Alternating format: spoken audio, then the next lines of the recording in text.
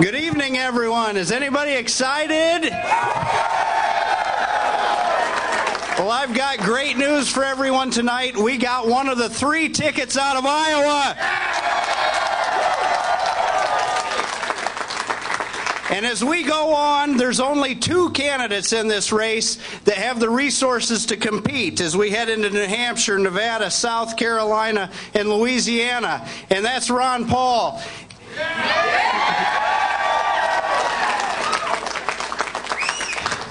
Did everybody have fun tonight? Well, please join me in welcoming the champion of the Constitution, the Thomas Jefferson of our day, Dr. Ron Paul.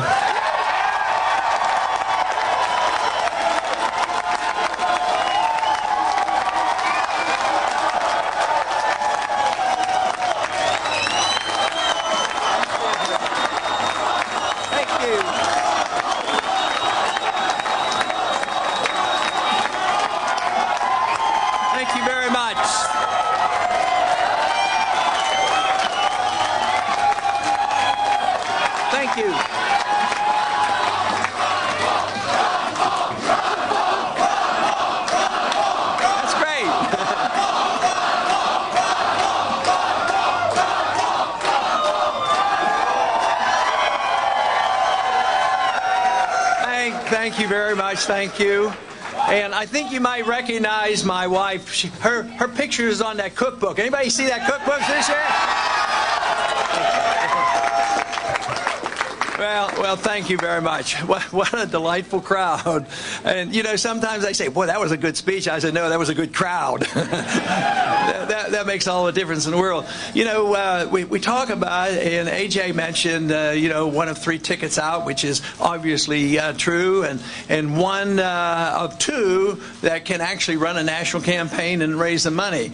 But there's nobody else that have people like you working hard and enthusiastic and believe in something.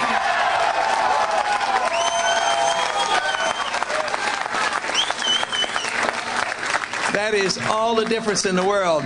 And before I continue with any more comments, I do want to bring at least step forward three of our chairmen. You met already, A.J. Stryker and David Fisher would step forward, as well as Drew Ivers, who's been the chairman, and they are on the Central Committee, and they have led the charge all throughout Iowa.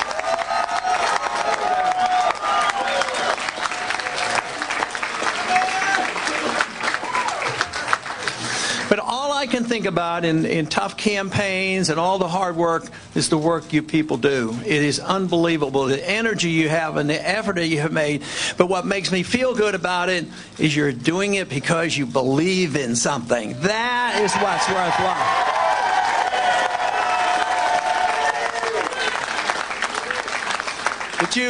But you also know that there's 2 good things. Some people say, well, you guys just do that because you believe in something and promote a cause. Certainly, but how's the best way to promote a cause? That is, win elections. That's the way you promote it. Now, the enthusiasm has been unbelievable. It's fantastic. It's national. Thousands of people now have been involved, not only in Iowa, but around the country, and they're ready and raring to go. But we have to look at the wonderful changes that have occurred in our country in a positive way. The country has suffered a lot in a negative way. The economy's in trouble. Our civil liberties are being trashed. Our foreign policy has been a mess and drains us both economically and our military forces. But at the same time, people are coming together, and we had the task, where we are very successful, is reintroducing some ideas the Republicans needed for a long time, and that is the conviction that freedom is popular.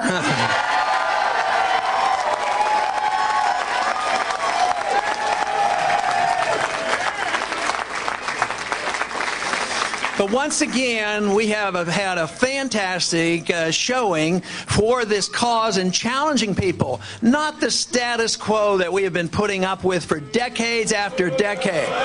But challenge them and saying, you know, let's challenge them. Let's go back to this real old-fashioned idea, this very dangerous idea. Let's obey the Constitution.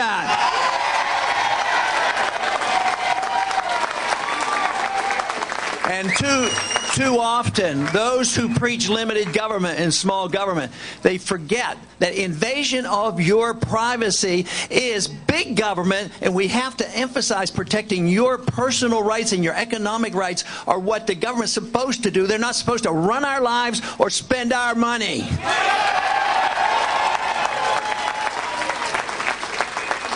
And also, along those lines, what we have introduced with so much enthusiasm, I hear it so often from so many volunteers. The other day, somebody came up to me, and he was refreshing my memory because he knew I knew the statement because I've said it. Back in the old days, in the early 70s, Nixon said, "We're all Keynesians now," which meant that even the Republicans, they accepted liberal economics. He says, "I'm waiting for the day when we can say we're all Austrians now." But the biggest change, I think, in intellectual and political changes that we have brought about is the emphasis on a very important matter, making sure we get to the bottom of the ultimate bailouters, and that is our Federal Reserve System. We need reforms there, and we need a new monetary system, and obey the Constitution. This is something that we've made great progress. So the first and initial important step that we've worked so hard, and it's on the table. Today there was a national poll came out, and they were talking about how many people supported the gold standard. How long has it been since they've taken a national poll on the gold standard? And guess what? The majority of the American people believe we should have a gold standard, not a paper standard. But also the great strides that we have made has been really on the foreign policy. The fact that we can once again talk in a Republican circles and make it credible, talking about what Eisenhower said, to beware of the military-industrial complex. Talk about the old days when Robert Taft, Mr. Republican, said that we shouldn't be engaged in these entangling alliances. He believed what the founders taught us. He didn't even want to be in NATO. We certainly don't need NATO and the UN to tell us when to go to war. But we have seen a great difference. The majority of the American people are behind us on this whole war effort. They're tired of the war. Costs too much money. Too many people get killed. Too many people get injured. Too many people get sick. And the majority, maybe 70 or 80% of the American people now are saying it's time to get out of Afghanistan.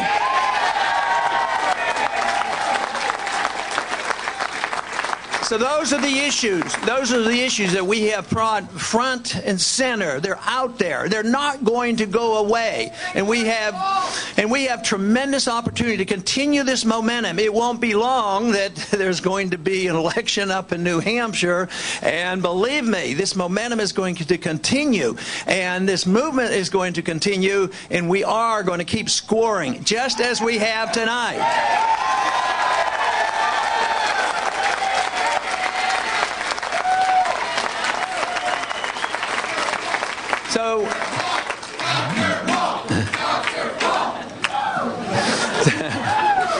So tonight we have come out of an election, and we're essentially three winners, three top vote getters, and we will go on. We will raise the money. I have no doubt about the volunteers. They're going to be there. A lot of you have said, and you thank me and you compliment me and thank me for helping you along. But let me tell you, you helped me along. You helped my family along. All our work, our supporters, because without your enthusiasm, we can't do it. And this is where I feel most obligated. You know, we want to do the job, present the case, and if anything isn't perfect, I worry not about myself. I worry about you and making sure that you're satisfied. I think there's nothing to be ashamed of, everything to be satisfied, and be ready and raring to move on to the next stop, which is New Hampshire.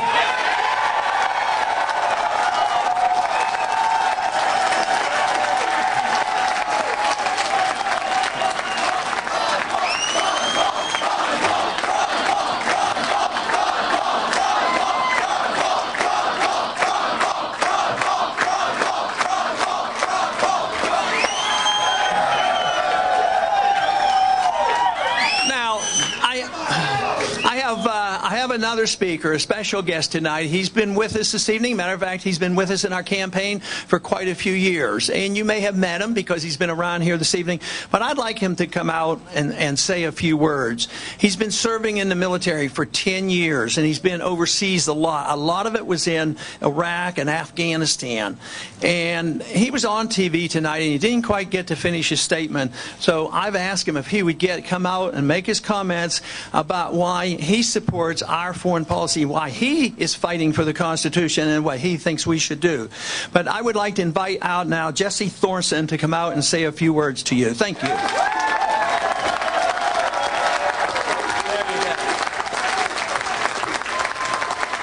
How about Ron Paul?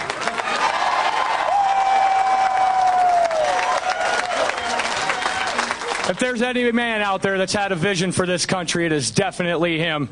His foreign policy is by far, hands down, better than any candidates out there, and I'm sure you all know that. We don't need to be picking fights overseas, and I think everybody else knows that too. I'm flabbergasted right now. This is an incredible moment for me. I can't believe it. It's like meeting a rock star. But you know what? We're going to go to New Hampshire. We're all going to get involved. We're going to keep getting online. We're going to keep talking to people. And we are going to make sure this man is the next president of the United States.